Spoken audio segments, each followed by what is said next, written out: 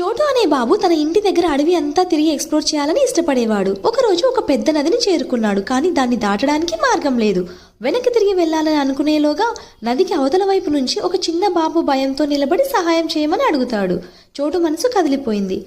అతను ఎలా అయినా చిన్న బాబుకు సహాయం చేయాలని అనుకుంటాడు. కానీ దాటడానికి బ్రిడ్జ్ లేదు. అప్పుడే చోటుకి ఒక వాయిస్ వినిపిస్తుంది. ఎదుటివారికి సహాయం చేయాలనే నీ ఆలోచనను నువ్వు గట్టిగా నమ్మితే నీకు దారి కనిపిస్తుంది అని. చోటు గట్టిగా ఊపిరి తీసుకుని ముందుకు నడిచాడు. అప్పుడే తనకు ఒక అదృశ్య వంతెన తన కాళ్ళ కింద ప్రత్యక్షమైంది. ఆశ్చర్యంతో జాగ్రత్తగా అడుగులు వేస్తూ అటువైపుకి వెళ్ళాడు. చోటు మరియు చిన్నబాబు ఇద్దరూ సురక్షితంగా బ్రిడ్జ్ దాటి వచ్చారు.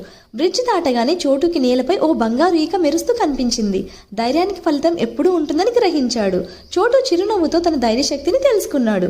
మరి ఈ కథలో నీతి ఏంటో చూద్దామా? ఎవరికైనా మనస్ఫూర్తిగా సహాయం చేయాలని ఎప్పుడైతే అనుకుంటామో అప్పుడు ఆ దేవుడే మనకు మార్గం చూపిస్తాడు.